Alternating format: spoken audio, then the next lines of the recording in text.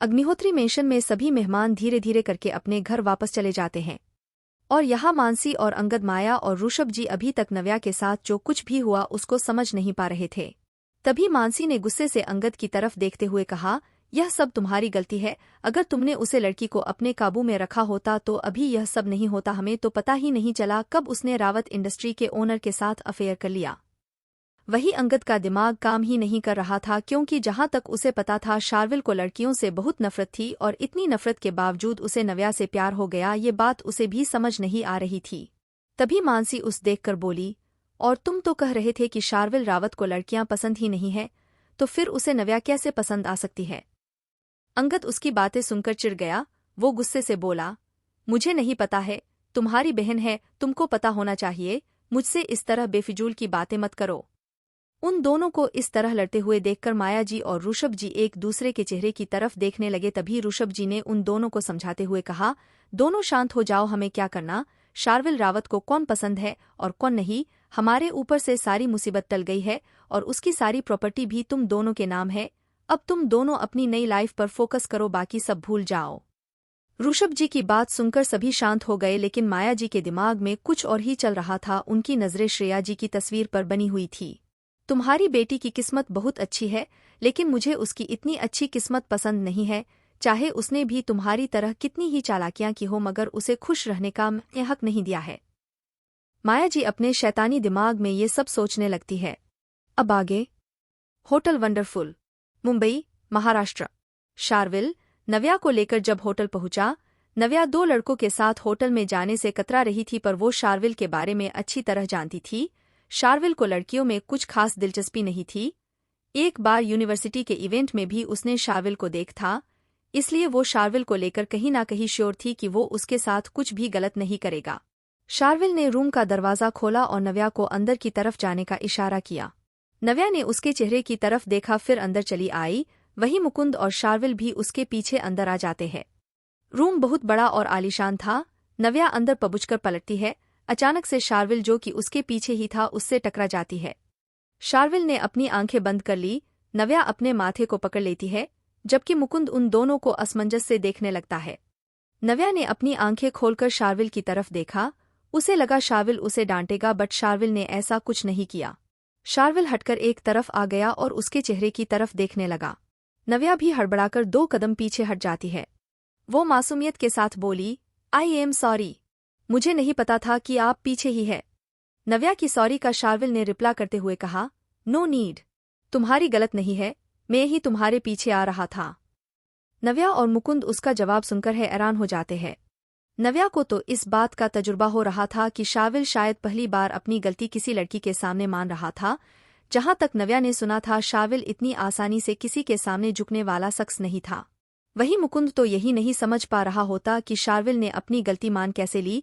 अगर कोई और लड़की होती तो अभी तक तो शार्विल उस लड़की को कितनी ही बातें सुना चुका होता। ये सर का दिमाग आखिर क्या कर रहा है? पहले कभी तो किसी के सामने अपनी गलती नहीं मानी। ऐसा तो हो ही नहीं सकता कि किसी लड़की के आगे सॉरी बोल दे। मुकुंद मन ही मन अपने आप से बोला। शार्विल ने नव्या को बैठने का इशारा करते हुए कहा, बैठ जाओ। शार्विल की बात सुन नव्या तुरंत ही बैठ गई और अपने हाथों की उंगलियों को आपस में लपेट लिया। उसके दिमाग में कई सारे सवाल चल रहे थे। वो अब अपने आप को ज्यादा नहीं रोक पाई और बोली, आप क्यों मेरी हेल्प कर रहे हैं? और आप तो मुझे जानते भी नहीं, तो फिर ये सब क्यों कर रहे हैं आप मेरे लिए? शार्विल ने अपने हाथ ने पकड़ा हुआ पानी का गिलास खत्म किया और नव्या की तरफ देखते हुए कहा, ये सब मैंने तुम्हारे लिए नहीं अपने लिए किया है। I want to marry with you.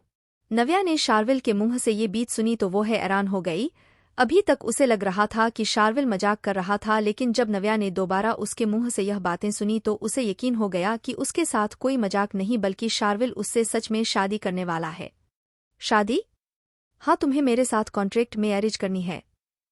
नव्या के लिए शार्विल की ये बात दूसरा बड़ी झटका थी। शार्विल ने मुकुंद की तरफ इशारा किया। मुकुंद अपने हाथ में पकड़े हुए कॉन्ट्रैक्ट मैरिज के पेपर्स नव्या को देते हुए बोला, ये लो, पढ़ लो। नव्या ने शार्विल के चेहरे की तरफ देखा, फिर उन पेपर की तरफ। शार्विल ने दोबारा उसकी तरफ पेपर्स बढ़ाए तो नव्या ने इस बार उन पेपर को एक्सेप्ट कर लिया और एक एक करके सारे पेपर पढ़ने लगती है।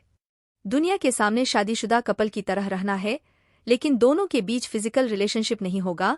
नव्या को रावत फैमिली में बिल्कुल एक बहू की तरह रहना होगा, उसे अपनी मर्जी का करने का सारा अधिकार होगा, लेकिन शार्विल अगर उसे किसी बात के लिए मना करेगा तो उसे वह काम नहीं करना है। और आखिर में लिखा हुआ था कि अगर नव्या चाहे तो शादी के 1 साल बाद डिवोर्स ले सकती है।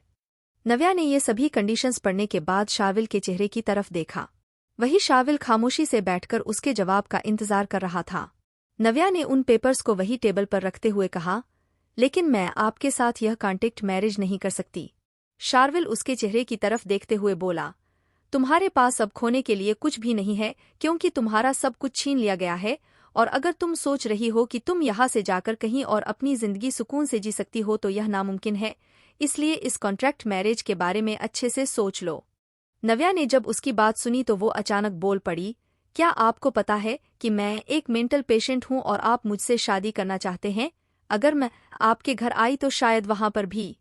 शार्विल ने नव्या की तरफ देखकर कहा, डोंट वरी, उसकी चिंता तुम मत करो, तुम्हारा इलाज के लिए मैंने सभी तैयारी कर दी है।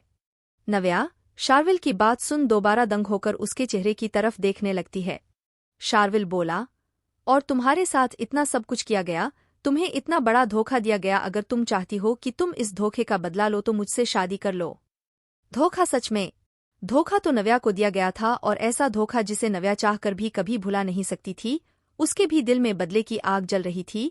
पूरी फैमिली ने उसके खिलाफ जो साजिश की थी, उसकी वजह से नव्या के दिल में नफरत और गुस्सा भर गया था। नव्या के चेहरे के एक्सप्रेशन देखकर शार्विल समझ गया था कि नव्या अपने साथ हुए गलत का बदला तो लेना चाहती है। शार्विल ने करीब 10 मिनट खामोश रहने के बाद कहा, तो क्या इरादा है तुम्हारा? नव्या अपने ख्यालों की दुनिया से बाहर निकली है। उसने शार्विल और मुकुंद की तरफ एक नजर देखा, फिर शार्विल की तरफ देखकर अपना सिर हिलाते हुए बोली, हाँ, मैं ये शादी करना चाहती हूँ। शार्विल ने एक स्माइल के साथ अपने ब्लेजर से पेन निकालकर उसकी तरफ बढ़ा देता है। नव्या ने पहन लिया और पेपर उठाकर उस पर साइन करने लगी। नव्या ने पेपर्स पर साइन किए तो शार्विल ने भी उन पेपर्स पर साइन कर दिए। शार्विल बेड से उठकर खड़ा हो गया और मुकुंद की तरफ देखकर बोला, शादी के लिए फूल, सिंदूर, मंगलसूत्र ले आओ। शार्विल के कहने पर मुकुंद ने अपना सिर हिला दिया और वहां से चला गया। नव्या ने शार्विल के चेहरे की तरफ देखते हुए कहा, आप नहीं जाएंगे?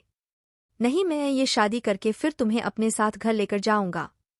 शार्विल इतना कहकर अपना ब्लेजर ठीक करते हुए वापस वही बैठ गया। उस रूम में सिवाय उन दोनों के कोई भी नहीं था। नव्या ने अपनी नजरें झुका ली और चुपचाप बैठ गई। वही दूसरी तरफ शार्विल ने अपना मोबाइल निकाला और उसमें कुछ देखने लगता है।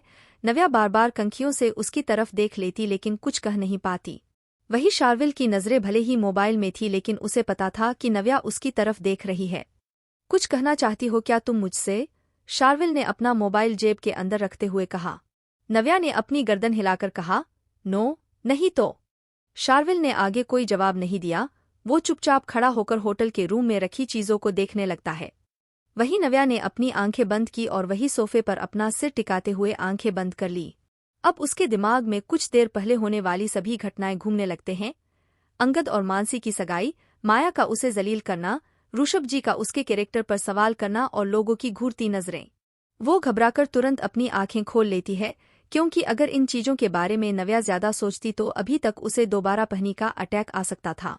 वो गहरी सांसें लेने लगी, तभी एक रानी का गिलास उसकी आंखों के सामने आ गया। उसने नजरें उठाकर देखा तो ये गिलास शार्विल ने उसकी तरफ बढ़ाया था। वे इस वक्त उसके पास ही खड़ा था और उसके अंदर से भीनी भीनी खुशबू आ रही थी। उसका परफ्यूम सच में कमाल का था। नव्या गहरी सांसें लेते हुए शार्विल की तरफ देख रही थी। शार्विल उसके चेहरे की तरफ देखते हुए बोला, पानी पी लो। And don't think too much little rabbit. Navya उसके मुंह से लिटिल रैबिट सुन उसे आश्चर्य से देखने लगी। नव्या ने पानी का गिलास ले लिया और पानी पीते हुए सोचने लगी, ये लिटिल रैबिट क्या होता है? क्या मैं इनको जानवर जैसी लगती हूँ? शार्विल ने एक नज़र उसकी तरफ देखा फिर खिड़की की तरफ चला गया।